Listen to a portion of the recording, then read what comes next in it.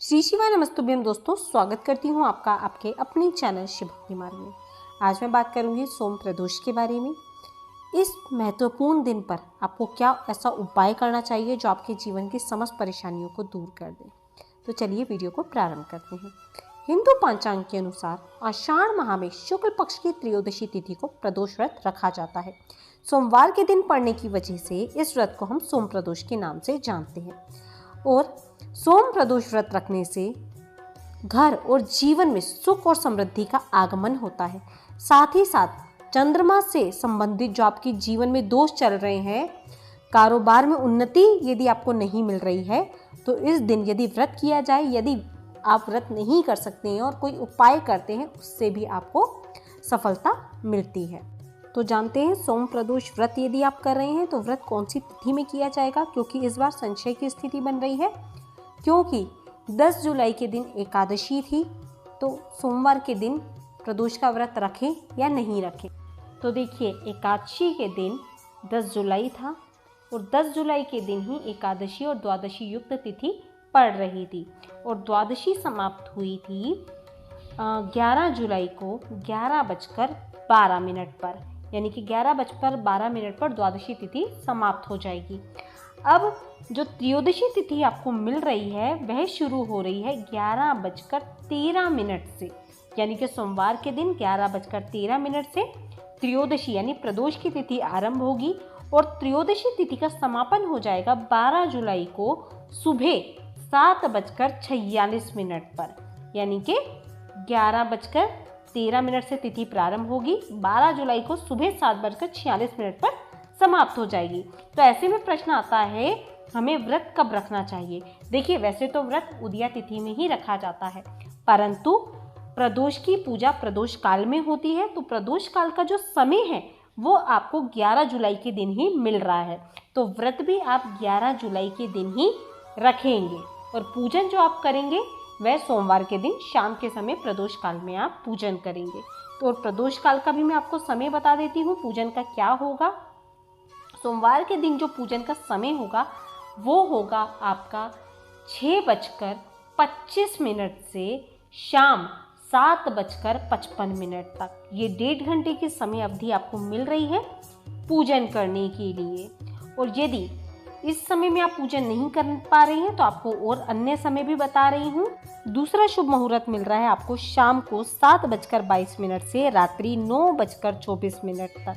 तो यदि पहले समय में पूजा नहीं कर पा रहे हैं तो दूसरे शुभ मुहूर्त में आप पूजन कर सकते हैं।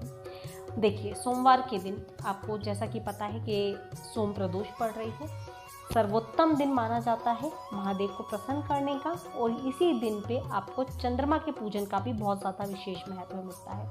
यदि चंद्र संबंधी आपके जीवन में कोई भी समस्याएं चल रही है, दाम्पत्य जीवन में सुख नहीं है, धन संपदा चाहते हैं, तो आप सोम प्रदोष का पूजन कर सकते हैं। चाहे तो देखिए व्रत रखें, और व्रत नहीं कर पा रहे हैं तो कुछ उपाय आप कर सकते हैं जिनसे आपको बहुत ज़्यादा लाभ मिलेगा। मतलब मेरा कहना आपको ये है कि व्रत रखना है तो बहुत अच्छी बात है, नहीं व्रत रखना तो आप उपाय भी कर सकते हैं। करना क्या है आपको वह भी ध्यान से सुनिएगा। इस उपाय को आप सुबह करते हैं तो बहुत अच्छी बात है, और इस उपाय को यदि शाम के समय, क्योंकि देखिए कमेंट आते हैं कि दीदी हम जॉब करते हैं, हम बाहर रहते हैं, हम शाम को नहीं कर सकते, तो उनके लिए मैं बता रही हूँ सुबह कर सकते हैं। और यदि प्रदोष काल में इस उपाय को करेंगे तो आपके जीवन की समस्त जो भी परेशानियां हैं वही इस उपाय से दूर हो जाएगी। तो करना क्या है, ध्यान से सुनिएगा। प्रदोष के दिन सबसे पहले तो आपको प्याज लहसुन का सेवन नहीं करना है, तामसिक भोजन आपको नहीं खाना चाहिए प्रदोष के दिन, यदि आप व्रत रखें या ना भी रखें तो। इसके पश्चात सवेरे स्नान कर लीजिए, सुबह हो सके तो मंदिर जाएं, जल अर्पित करके आएं, जैसे भी सिंपल पूजन करते हैं आपको करना चाहिए। प्रदोष के दिन यानी कि सोम प्रदोष के दिन आपको करना क्या है, दही लेना है। दही की मात्रा में आपको बता देती हूँ, सवाया दही लेना है, यानी कि 1.25 पाव। और 1.25 पाव का अर्थ होता है 250 ग्राम प्लस 62 ग्राम सोर, यानी कि 312 ग्राम दही को हम सवाया दही 1.25 पाव दही कहते हैं। इस 1.25 पाव दही में 1 मुट्ठी शक्कर मिला दीजिएगा। इस दही के मिश्रण को जो आपने तैयार करा है, केवल इस दही से आपको महादेव का अभिषेक करना है।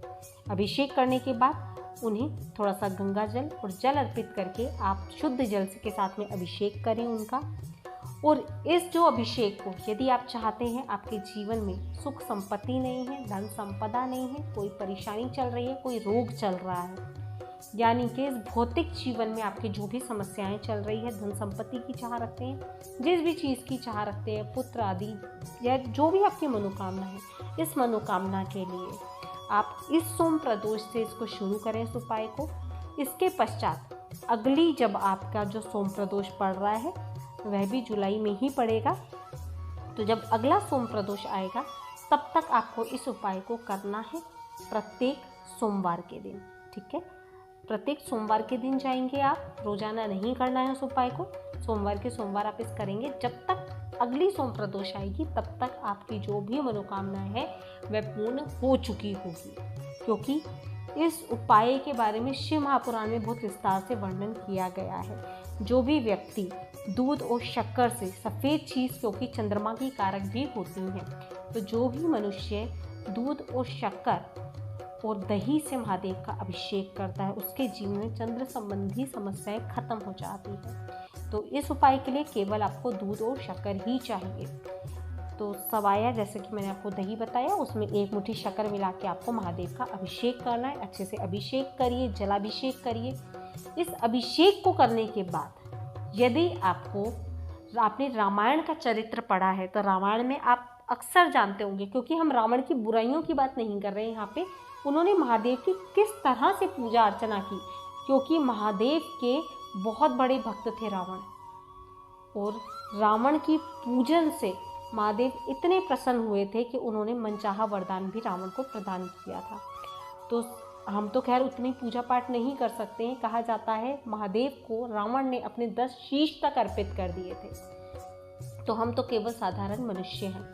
तो आपको करना क्या है, क्योंकि ये रामायण में भी इस चरित्र का वर्णन किया गया है। रावण जब भी पूजन करता था वे प्रत्येक बेलपत्र पे कुछ ना कुछ अर्पित करके महादेव को प्रसन्न करने के लिए अर्पित किया करता था, और इसका बहुत विशेष महत्व शास्त्रों में बतलाया गया है। तो बेलपत्र पर आपको सफ़ेद चंदन लगाना है और चंदन पे चावल रखकर, यानी चिकना जो भाग है बेलपत्र का, ध्यान रखिएगा प्रदोष के दिन बेलपत्र नहीं तोड़ना है, कटी फटी बेलपत्र नहीं होनी चाहिए।